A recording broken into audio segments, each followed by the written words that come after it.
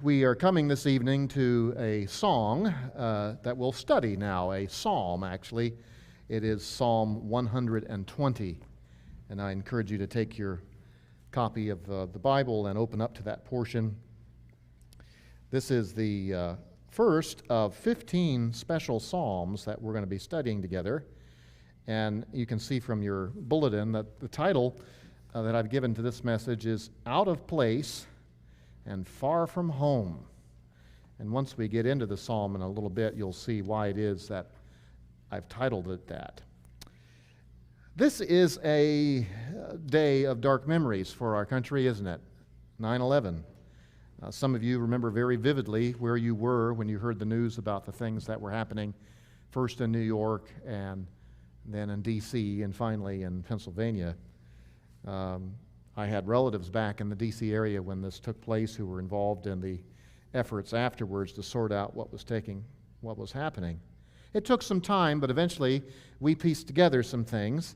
We found out that the attacks were orchestrated by Al-Qaeda, and that Al-Qaeda was being hosted by the Taliban, and that the Taliban were the ruling people of Afghanistan.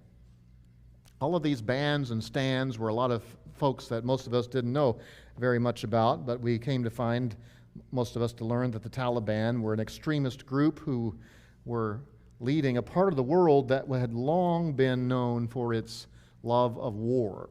Now, I don't mean to stereotype and to say that Afghanis are by nature warsome or anything like that, but the history of that part of the world is one of constant wars, major armies coming in and out and passing through. And as a token of that, I want to show you something this evening. Now, as I reach for this, I want you to know, firstly, it's unloaded, and secondly, it's not functional. It's a decorative piece. This is a rifle that my father got back in the 1970s. It's called a Jazale. It's a handmade Afghan rifle. Back in the 70s, there was a gun club that went into Afghanistan, and they knew that these Jazales were being made by campfires and things, and so they started trading them for modern munitions. They would give them Russian shotguns in exchange, and then these were brought back to the States, and they would be sold. You can see that this has very old ball and musket munitions over here on this side, and all of this white that you see, that's mother of pearl. That was all inset by the wood, into the wood by hand. Hours and hours would be spent around campfires and places like that, decorating your armament. This is so long, it would have to be fired with a tripod. There were metal pieces that were attached at that end. And some of the people of Afghanistan were famous for their wars that they won with the Jazale. Guns in that part of the world, at least for a long time, were so prized that you weren't really considered a man if you didn't have a gun of some kind like this. There was woven into the culture a love for picking fights and beating your enemies. I mention that because the psalm we come to today mentions some peoples of far-off lands, far away to the psalmist, war-loving people, people who were giving trouble to the psalmist. The Bible has a lot to say about conflict and battles, and actually the battles that the psalmist is concerned about aren't really physical battles fought with real weapons. They're battles with the tongue. He has enemies who are acting like war-loving hate-mongers, who are saying the worst, awfulest things about him, of which he is totally undeserving. And he brings it before God and begs for the Lord to bring him help. So at this time, let's read Psalm 120, and then I'll say some more introductory things before we move through the movements. Psalm 120, the heading tells us it is a song of ascents. In my trouble, I cried to the Lord, and he answered me. Deliver my soul, O Lord, from lying lips, from a deceitful tongue. What shall be given to you, and what more shall be done to you, you deceitful tongue? Sharp arrows of the warrior, with the burning coals of the broom tree. Woe is me, for I sojourn in Meshech, for I dwell among the tents of Kadar. Too long has my soul had its dwelling with those who hate peace. I am for peace, but when I speak, they are for war. The psalmist feels out of place and very far from home. Now, before we consider this poem itself, I want to direct your attention to verse 0. That is the heading, that little title above verse 1. It's part of the Hebrew text. In fact, in the Hebrew Bible, that's considered the beginning of verse 1. It's a heading that tells us this is a song of ascents. And will you do me the favor of just glancing at Psalm 121 and 122 and 123? Just look at above verse 1. You see it again and again. Psalm 121, a song of ascents. And then the next one, 122, a song of ascents of David. And 123, a song of ascents. 15 psalms in a row have this heading. Now, it's not explained to us what it is, but there are some very old understandings about what this is referring to. There are some different theories. Most of them, though, relate to the Israelites going to the sanctuary for worship. And the explanation that makes the most sense to me is that these were songs that came to be sung when the Israelites would go to Jerusalem for the great festivals.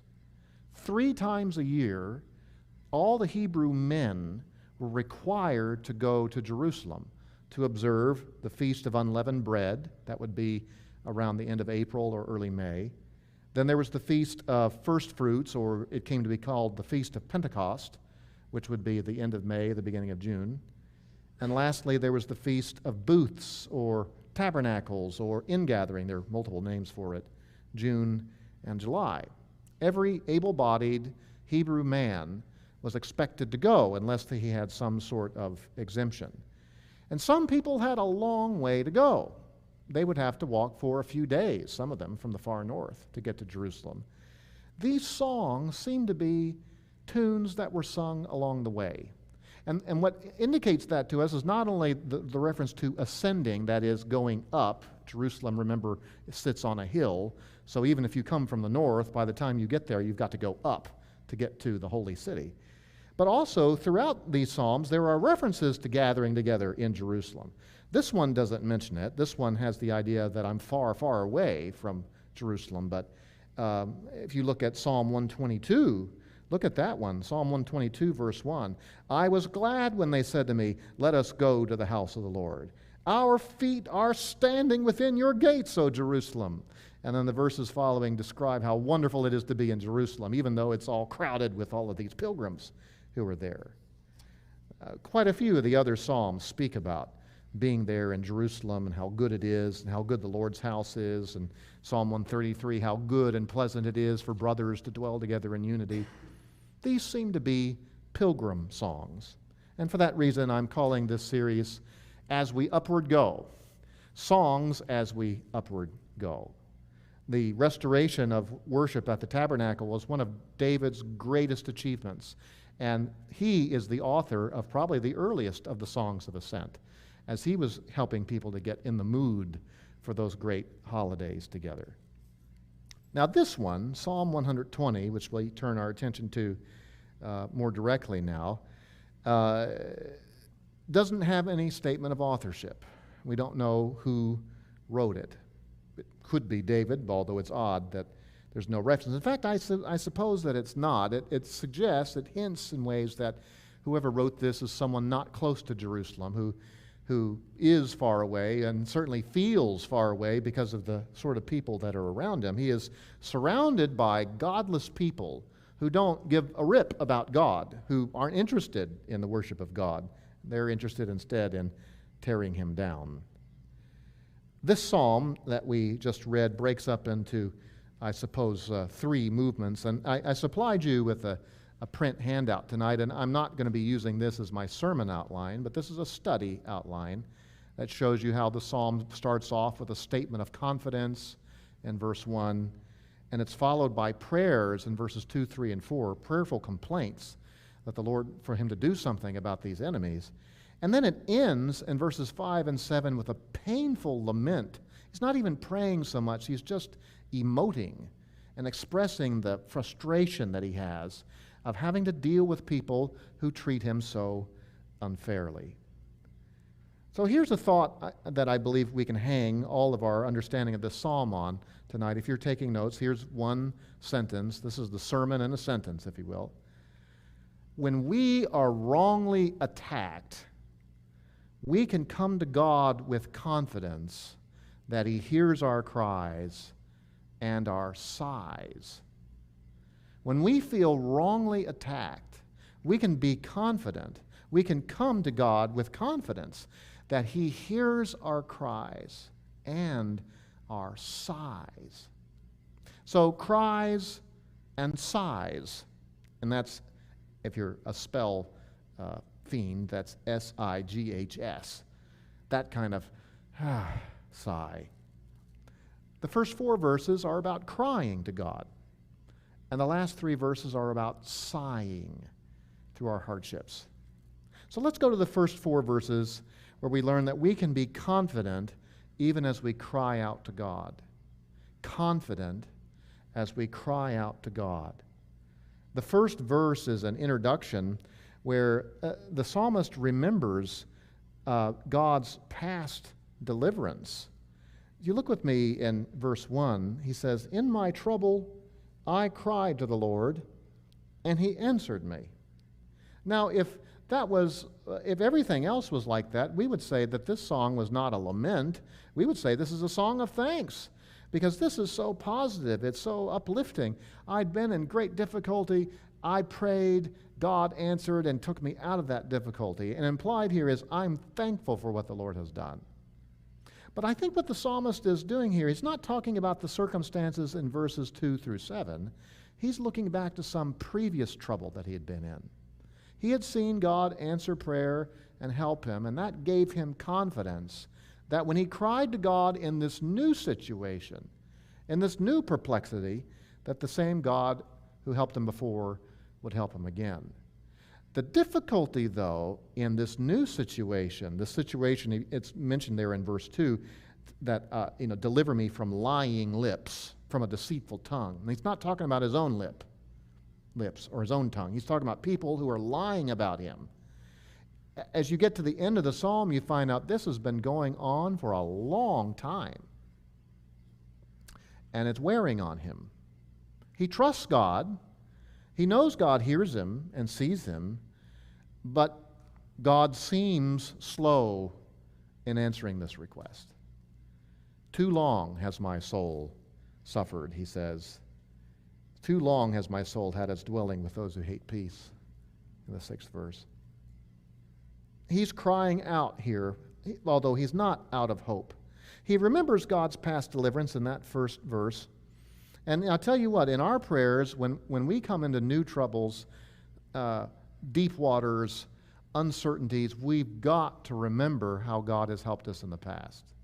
We need to rehearse the way the Lord has been there, the way the Lord has sovereignly turned things around. We forget so easily. We get into new troubles, and we sometimes act like this is something God's never seen before. And we forget sometimes that these are things we've seen before, and the Lord has seen us through them. It's good for us to rehearse the ways God's answered prayer. You know, one thing that some people find useful is to keep a prayer journal where you jot down the things that you're praying for. And not only that, but then you jot down how the Lord answers that prayer. And then periodically read through that. That's one way to help us be mindful about how the Lord is there to deliver us. We have a prayer hearing and a prayer answering God. And he invites us to cast our burdens upon him. Recalling and recounting his goodness is so helpful to our faith. And that's why Paul, taps into this notion in Philippians 4:6 when he says, "Be anxious for nothing, but in everything by prayer and supplication with," what is it? "With thanksgiving.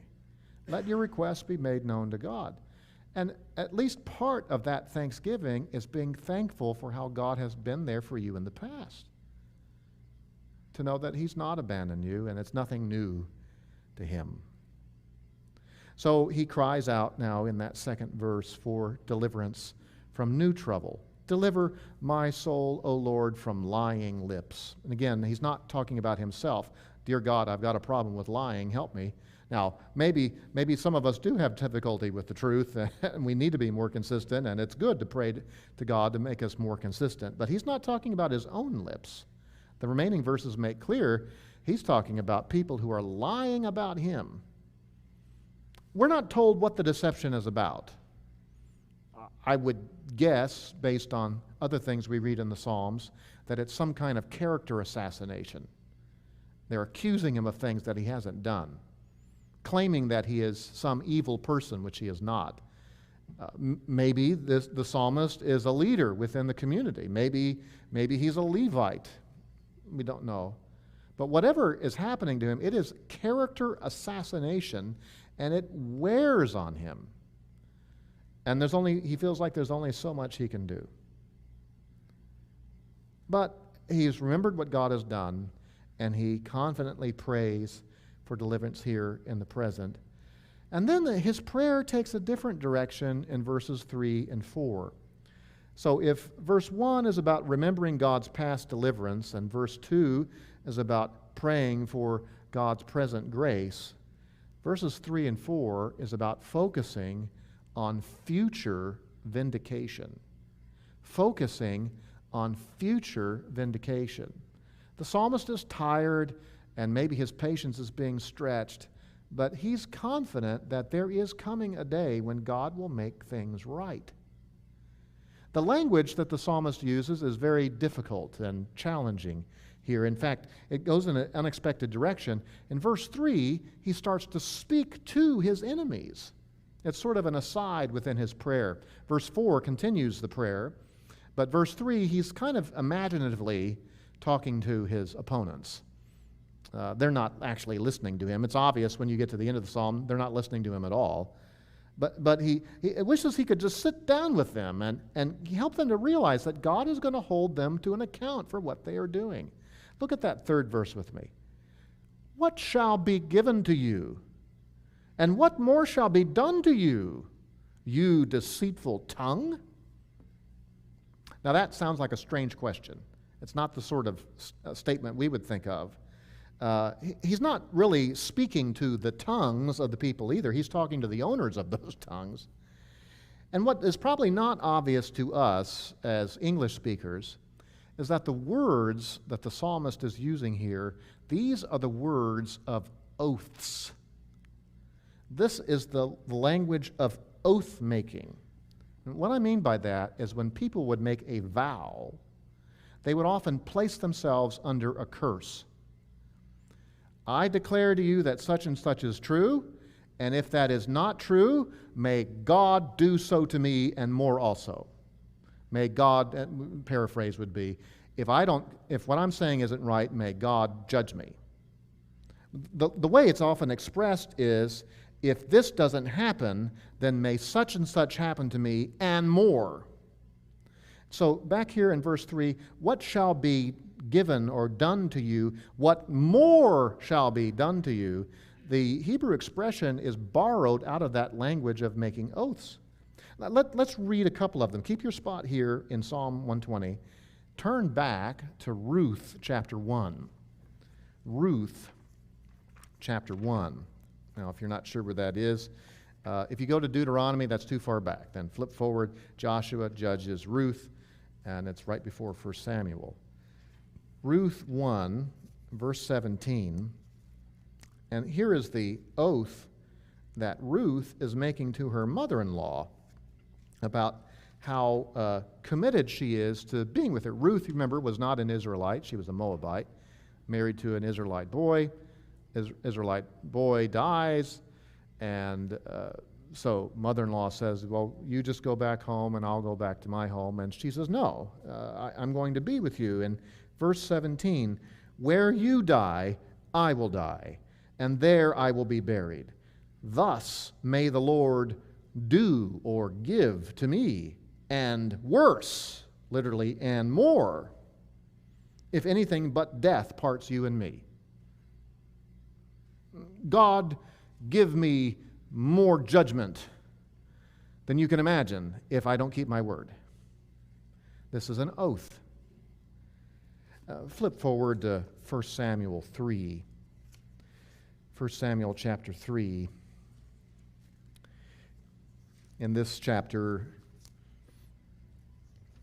Samuel, the boy, has been hearing from God something that Eli, his tutor, had not heard apparently in many years. And Eli knows he's been talking to him, and he insists that he tell him what God has said. Verse 17, he said, "What is the word that he spoke to you? Please do not hide it from me.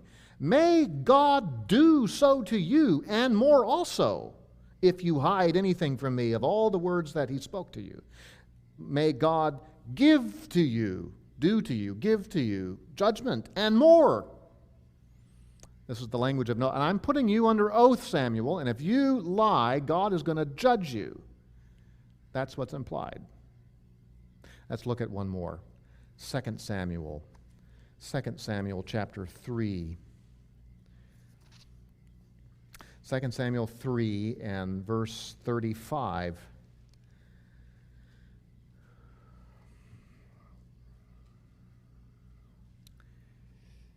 Then all the people came to persuade David to eat bread while it was still day. But David vowed, saying, "May God do so to me, and more also, if I taste bread or anything else before the sun goes down." Now, I'm serious, David says. I'm making an oath here. If I break my fast, then may God judge me, and judge me more than you think he could. May he give to me, may he do to me, and more. Back here in Psalm 120, that is the language of verse 3. What shall be done to you? And what more shall be done to you? The thought is, God is going to hold you to account, you liars. There is judgment to come, and it will be much more than you expect it to be. I wouldn't doubt that the enemies of the psalmist, when they lied about him and what he had done and what he had said and what he was, that they had made oaths. "Oh, I swear by Baal or by Yahweh or whatever that he is this and he said that and whatever," and they've perjured themselves. May God do so more to me, and also if what I've said about this man isn't true. It's terrible. You know, the commandment about not taking the Lord's name in vain, there in the Ten Commandments, when Moses starts to expound on the law in the chapters that follow, the very first application of that law is not using the Lord's name when you make a false oath. To invoke the Lord, "Oh, the Lord is my witness," and then you lie. That's the number one violation of that commandment. And that's probably the kind of thing that the psalmist is dealing with. So he turns the tables on them. He, as it were, puts them under oath. God sees and hears what you're saying. You're not going to get away with this. He knows that in the end, God is the ultimate judge. God sees. God hears. You know, there's comfort in that. And while we don't delight in the judgment of the wicked, there is a beauty to God's justice. And so in verse 4, he describes in a poetic way what the more judgment is going to be, what God is going to do. Verse 4, "Sharp arrows of the warrior with the burning coals of the broom tree." Now this is also a cryptic verse, isn't it? He's not describing the liars here that their tongues are like arrows. There are verses that describe that you know, your tongue can be like a weapon, and we all ought to be careful how we use our tongues. But the thought here is that God is going to send arrows to you. Sharp arrows. Sharp-tongued liars will eventually feel the sharp return of justice. And it's ironic because often words are likened even to arrows. Let me just read to you a couple places. Psalm 57, verse 4. "My soul is among lions. I must lie among those who breathe forth fire, the sons of men, whose teeth are spears and arrows, and their tongue is a sharp sword." Here's another one, Psalm 64, verses 2 to 4. The psalmist cries out, "Hide me from the secret counsel of evildoers, from the tumult of those who do iniquity, who have sharpened their tongue like a sword. They aimed bitter speech as their arrow to shoot from concealment at the blameless. Suddenly they shoot at him and do not fear." They've been shooting at the psalmist here. But he tells them the Lord is going to boomerang that on you. There are sharp arrows headed for you. They've actually picked a fight with God by going after God's man. Now, the end of the verse mentions something that is probably very cryptic to us. He says, "with burning coals of the broom tree." What is that? The broom tree is a kind of juniper, and the broom tree is renowned for having a hard wood that takes a really long time to burn. And so this wood would often be broken down into charcoal pieces, and it would burn and burn and burn and burn for a long time. This wood was so hard it was often used to forge arrows, ironically. And it burned so long it could even be used as an incendiary weapon that could be shot at enemies.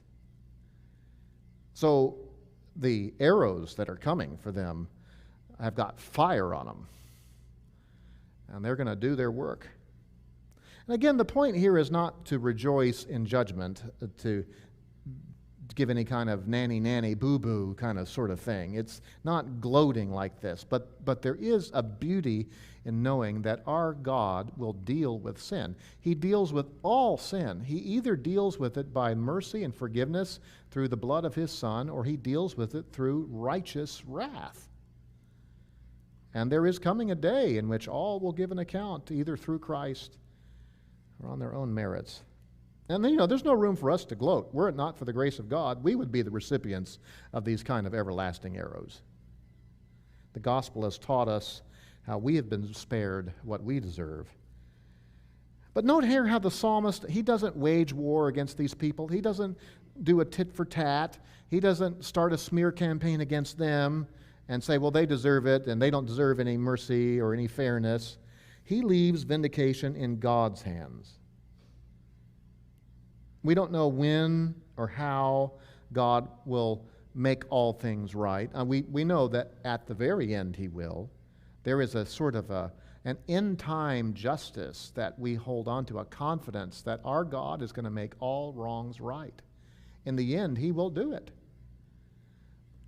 Before then, sometimes He does it too, and it's glorious to see how God turns things around. You can see it in the lives of people in the Bible, as Pastor Ed had taught us through the book of Daniel, how God vindicated Daniel and his friends, and vindicated Daniel time and time again. We have a God who's able to turn things around. So these first 4 verses are about being confident when we cry out. Confident when we cry out. Let's go to the last few verses. This is the part of the psalm that sounds like a sigh, a moan. It's not even expressed as a prayer so much as the psalmist is speaking to his fellow Israelite. These verses teach us that we can be spiritual even when we sigh about our plight. So the first half is we can be confident as we cry to our God, as we cry out about our problems.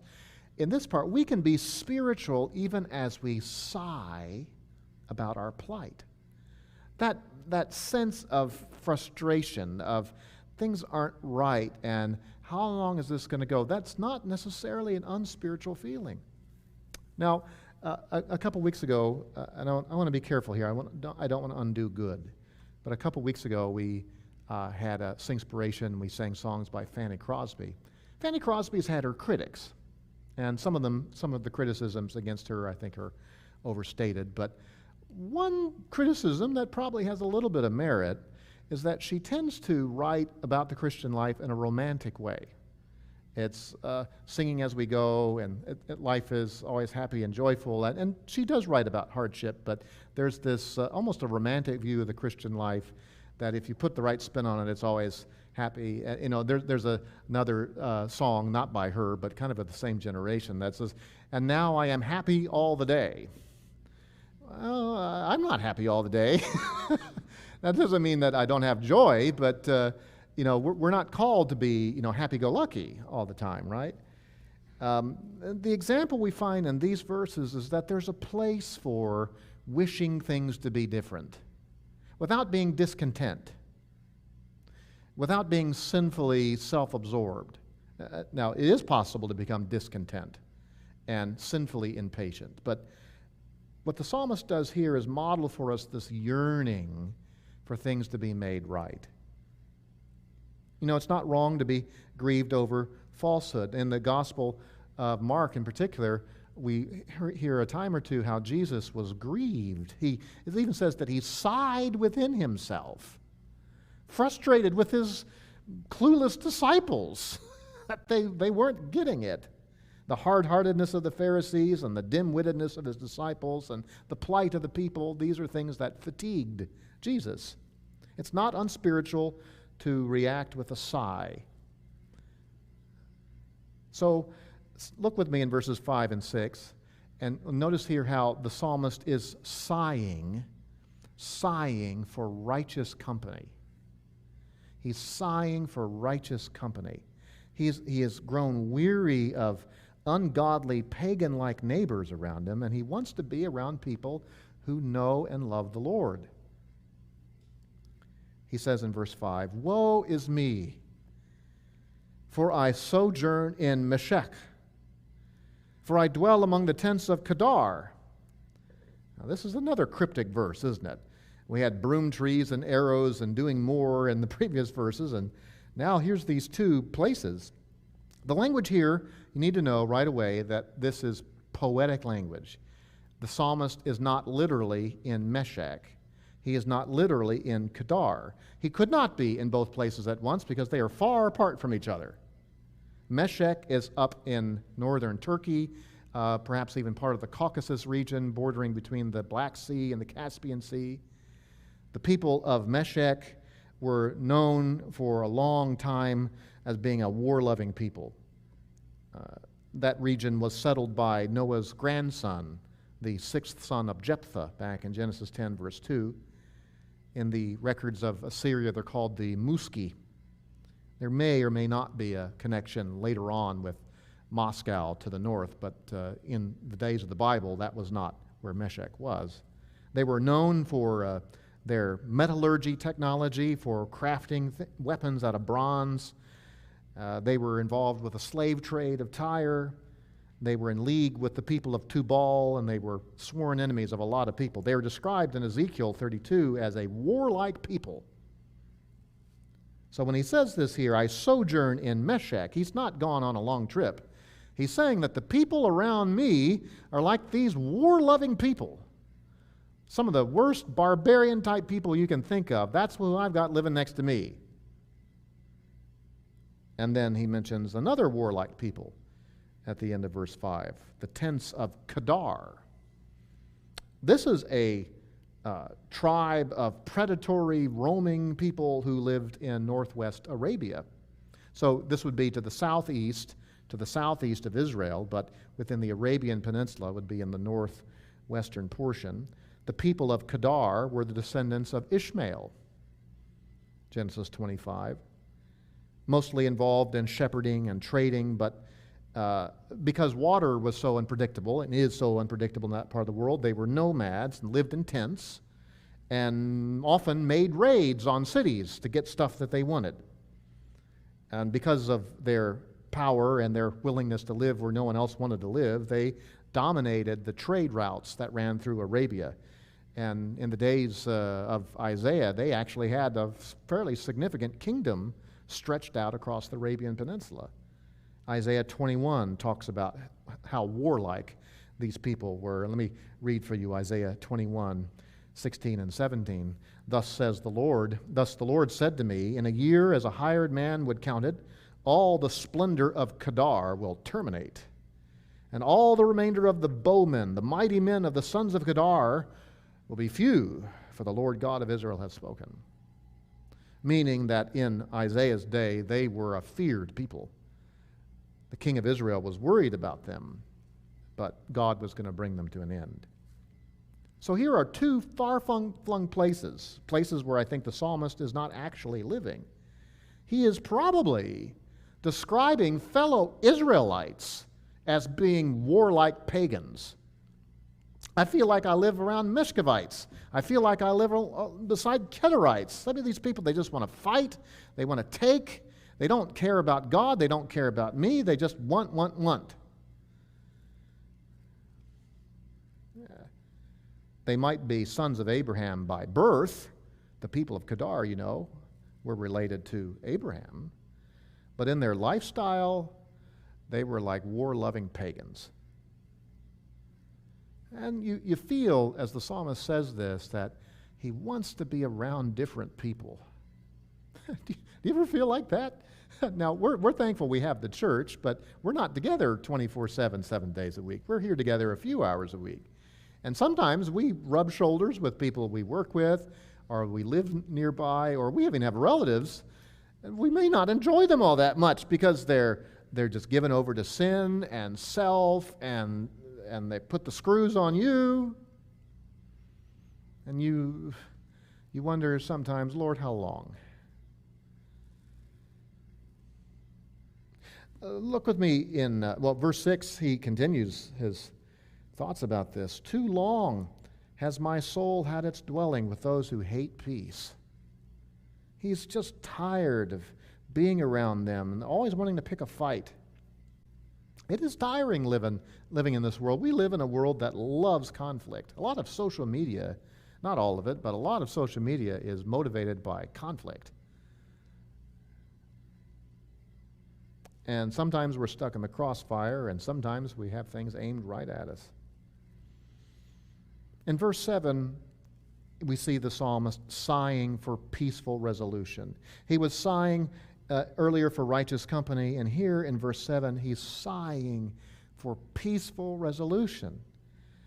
I am for peace, but when I speak, they are for war. I don't want to be fighting them all the time.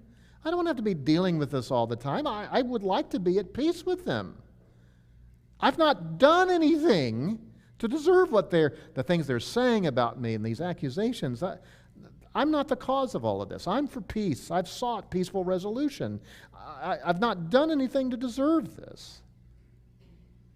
The kind of war that they want is a personal war, not a national war. Lying, is a kind of warfare. Lying about others and destroying others with their tongues. Christians ought to be peace-loving people who seek resolution, who seek peace and pursue it. And unfortunately, many times our Christian relationships aren't known for that. Sometimes Christian marriages aren't known for that. And you end up in a spot sometimes where one person wants peace and the other one just wants war. It's tragic. But hearts that have been discipled by grace and know what the Lord can do and how the Lord can change things gives an optimism when you have a Christian brother or a Christian sister that peace can flourish. Here, I believe the psalmist is dealing mostly with unsaved people. And he cries to God for help, and he sighs, waiting, wishing, longing for things to be different. This is a pilgrim psalm. The places that are mentioned in this psalm are way, way far away from Jerusalem. As you keep reading the psalms that follow, we get closer and closer to Jerusalem. In fact, the very next one, he talks about how, where do I lift up my eyes? My help comes from the Lord who made heaven and earth. And the Lord is with me. He's going to help me. And then in Psalm 122, if you're reading straight through, there you are in Jerusalem with God's people, with good people who love peace and pursue it. But we can't always be together.